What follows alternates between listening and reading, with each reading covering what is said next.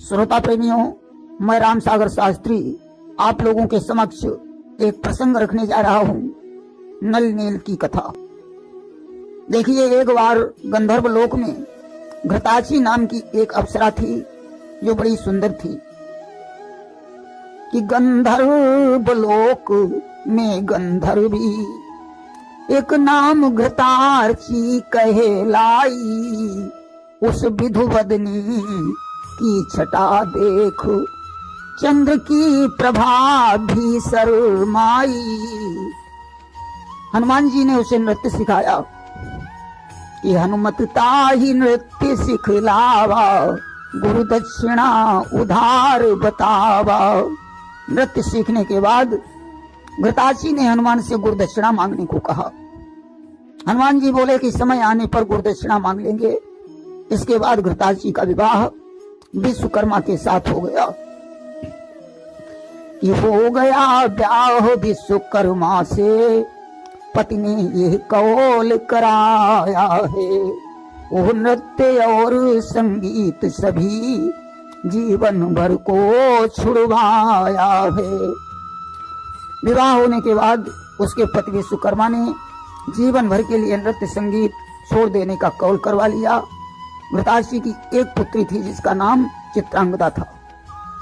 कि थी चित्रांगदा सुता इसकी, जिसको ये नृत्य सिखाती थी। विश्वकर्मा ने जब देख लिया चुप क्षमा मांग हो जाती थी।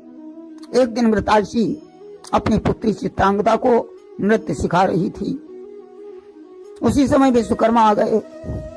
घृताची ने क्षमा मांगी, स्वामी क्षमा करना, मैं भूल गई थी, अब ऐसी गलती नहीं होगी। विश्वकर्मा चले गए। उसी समय एक देवदूत इंद्र का संदेश लेकर विश्वकर्मा के घर आया। सूर्यपति ने प्रतिस्पर्धा में इसको संदेश पठाया है, लेकिन निज पति का पूर्व वचन फिर याद उसे हो आया है। देवदूत ने घृताची से कहा, देवराज इंद्र के यहाँ नृत्य समारोह है, इसलिए आपको चलना होगा। घृताची ने पति के कौल का स्मरण करते हुए देवदूत को वापस कर दिया, परंतु पुत्री चित्रांगदा ने माँ से कहा, माँ तुम चली जाओ, मैं पिताजी को समझा लूंगी। बेटी के कहने पर इसने फिर इंद्रलोक प्रस्थान किया।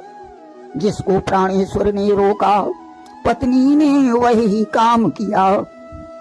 आज पुत्री की बात मानकर घृताची इंद्रलोक चली गई और इधर विश्वकर्मा ने आकर पुत्री से पूछा, घृताची कहाँ है? चित्रांगदा ने बताया कि इंद्रलोक गई है। विश्वकर्मा क्रोधित होकर इंद्रलोक पहुंचे और भरे दरबार में पत्नी के तमाचा मार दिया। इंद्र के मना करने पर भी इन्होंने पत्नी का परित्याग कर दिया। कि जब पति ने ठुकरा दिया, दुख हुआ अत्यंत। क्षमा मांगने के लिए आई प्रिया तुरंत। परित्याग कर देने पर पत्नी को बड़ा कष्ट हुआ और वह क्षमा मांगने के लिए विश्वकर्मा के पास गई। साथ में कुछ देवता भी थे। विश्वकर्मा ने कहा, अब तुम आजाद हो, जाओ नृत्य करो। सजनों, ऋतिक ध्वज को जब ये मालूम हुआ कि विश्वकर्मा ने देवताओं का अपमान किया, तो उन्होंने क्रोधित होकर विश्वकर्मा को श्राप दे दिया कि तमकी ऋतिक ध्वज दीनो सापा, और बानर हो आपने ही पापा। श्राप दिया, जाओ बंदर हो जाओ, और जब तुम्हारे यहाँ संतान का जन्म होगा तब तुम्हारा उद्धार होगा। कि जब तुम्हार हुई है संताना, और तब फिर करी है स्वर्ग पयाना।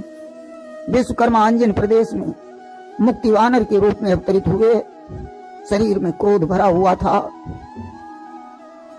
अंजन प्रदेश में वानर ने ऐसा उत्पात मचाया है, 20 कपि घायल कर डाले, आतंक बड़ा ही छाया है।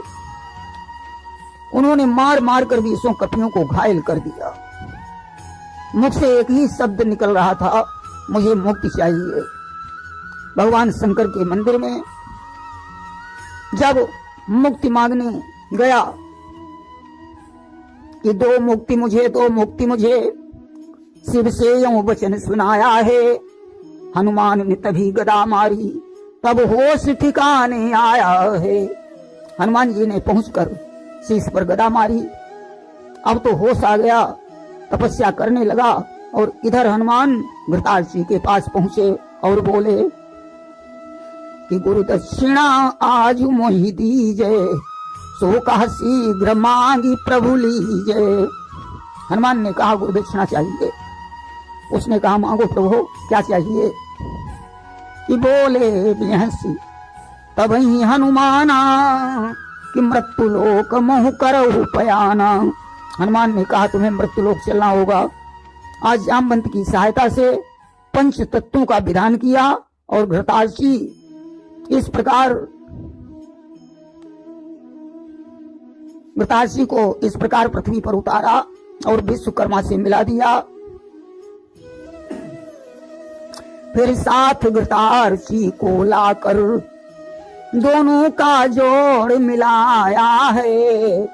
पहचान लिया निज नारी को, तो हृदय बहुत हर्षाया है।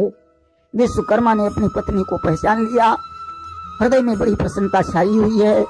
इस प्रकार ते ही कपि दुही बानर उपजाए, और जगमान नल अरु नील कहाए। उस बंदर और घृतार्थ जी के द्वारा जो बच्चों का जन्म हुआ, जो नल नील के नाम से जाने जाते हैं, इनका नामकरण संस्कार मतंग मुनि के द्वारा हुआ था। दोनों बच्चे बड़े उपद्रवी थे। एक बार सरिता के निकट कुछ मुनि बैठे हुए भगवान का ध्यान कर रहे थे कि सरिता निकट रहे मुनि छाई, और करहीं उपद्रव दोनों भाई। जब मुनि वृंद आंख बंद कर भगवान का ध्यान करने लगते, उसी समय यह ठाकुर जी को उठा ले जाते। आंखी मूंदी मुनि ध्यान लगावई, और तब यह ठाकुर कहूँ लई जावई। और सो जल मां तीन दे ही डुबाई, और तब मुनि साप दियो ऋषियाई। और ठाकुर जी को नदी में डाल देते थे। जब ऐसा कई बार किया तो ऋषियों को क्रोध आ गया और उन्होंने श्राप दे दिया कि वस्तु तुम्हार छुई जो होई, पानी पे उतरावई सोई।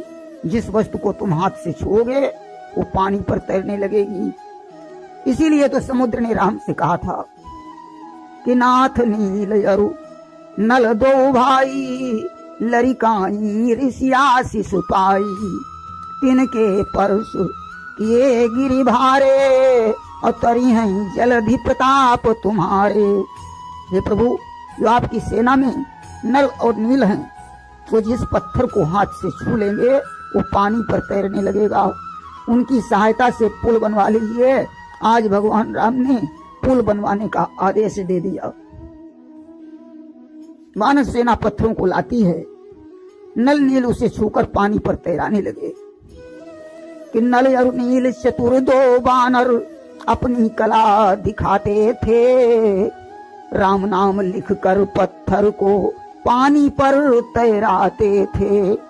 आज एक गिलहरी भी भगवान का सहयोग कर रही थी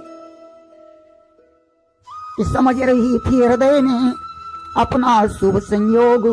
एक गिलहरी कर रही थी प्रभु का सहयोग। अपने छोटे से मुख में दबा दबा कर कंकड़ लाकर समुद्र में डाल रही थी। इस छोटे से मुख में दबा दबा कंकड़ी कहीं से लाती थी। फिर छोटे छोटे पांव बढ़ा सागर में उन्हें गिराती थी। यह देखकर भगवान को हंसी आ रही थी। छोटे पशु का सहयोग देख रघुनाथ बहुत मुस्काए हैं। झट उसको गोद उठाए लिया, तन पर निज हाथ फिराए हैं। आज भगवान ने उसे गोद में उठा लिया, उसके शरीर पर हाथ फिराए, जिससे शरीर पर रेखाएं बन गईं। आज भी आप गिलहरी को देखते हैं, जो रेखाएं बनी हैं उसके शरीर पर, ये भगवान राम की अंगुलियों का चिन्ह है। देखिए कि रावण का अभिमान घटाने पार समुंदर जाना था, 1200 किमी का उनको पुल बनवाना था।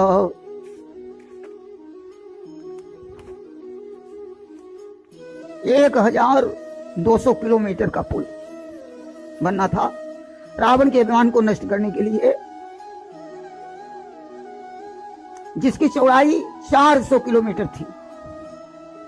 देखिए, शाम के समय पुल बनाने का काम बंद हो जाता था। भगवान राम ने शाम के समय विचार किया कि देखिए, मेरे हाथ से डाला हुआ पत्थर तैरेगा या डूब जाएगा।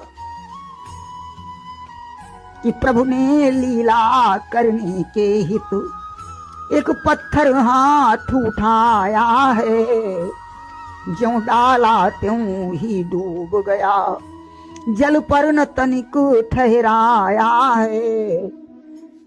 भगवान ने ज्यों पत्थर डाला त्यों ही वो डूब गया। हनुमान जी ये सब कृत्य देख रहे थे। महावीर ये देखकर हंसने लगे तुरंत। या तो केवल नाम की शक्ति है भगवंत। हनुमान ने हंसकर कहा, प्रभु यह शक्ति आप में नहीं, आपके नाम में है। आप जिसे पकड़ें उसे छोड़े नहीं, जिसे आप छोड़ देंगे वो तो डूब ही जाएगा।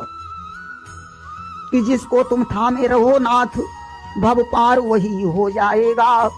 कर से तुम जिसे छोड़ दोगे वो कभी नहीं उतर आएगा। आज हनुमान ने एक पत्थर पर राम का नाम लिखा। राम से कहा, प्रभु अपना चरण छुआइए। राम ने चरण छुआया, पत्थर पानी पर तैरने लगा। कि राम नाम पाषाण पर अंकित कर हनुमान, जल पर रख प्रभु चरण से तैराया पाषाण। देखिए, पूरा पुल बनाने में 5 दिन का समय लगा।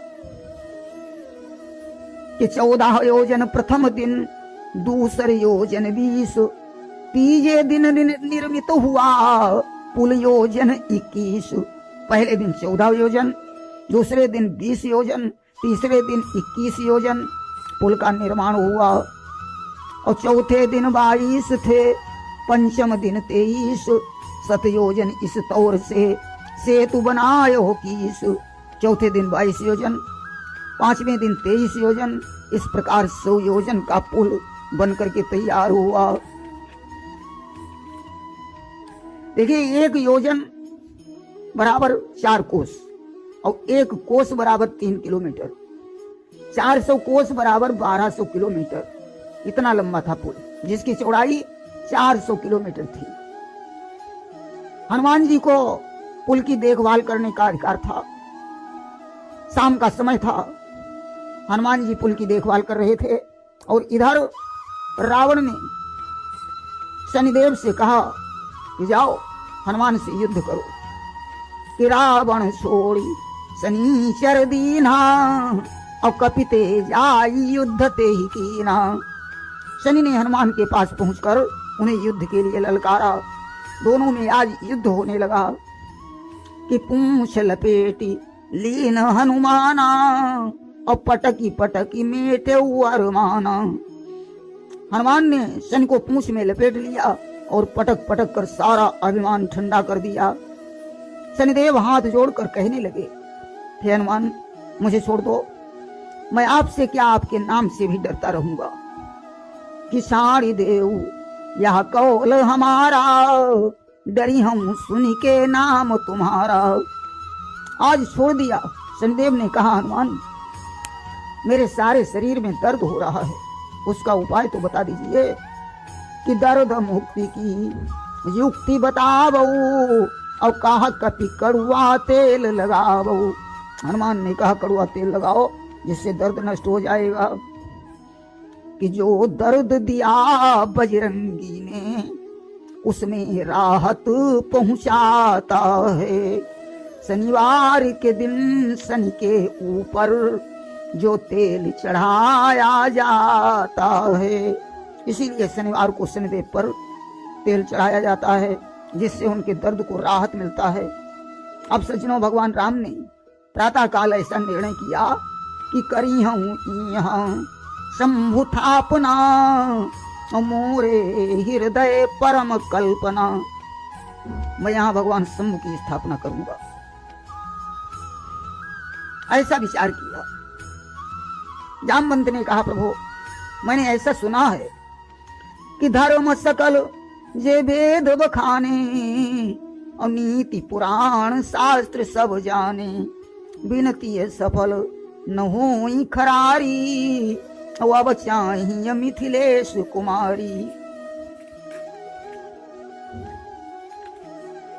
शिव जी की स्थापना के लिए सीता जी की जरूरत पड़े, क्योंकि बिना पत्नी के धर्म कार्य पूरा नहीं हो सकता। आज राम ने हनुमंत लाल को लंका भेजा कि राघव ने हनुमत को भेजा, लंका को शीघ्र सिधाओ तुम, इस सेतु बंध की पूजा हित सीता जी को ले आओ तुम। राम ने हनुमंत लाल से कहा, जाओ लंका से सीता जी को ले आओ। हनुमान ने लंका पहुंचकर मंदोदरी से कहा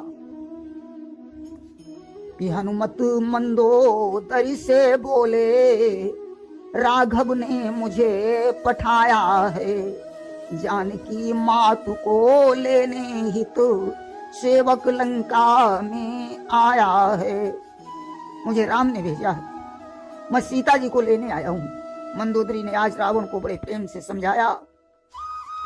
मंदोदरी ने फिर रावण को अति प्रेम सहित समझाया है, जाओ पूजन संपन्न करो, संयोग भाग्य से आया है। जाओ नाथ, भगवान राम की पूजा संपन्न करवाओ। आज उसने पुष्पक विमान में सीता को बैठाया और चल देता है।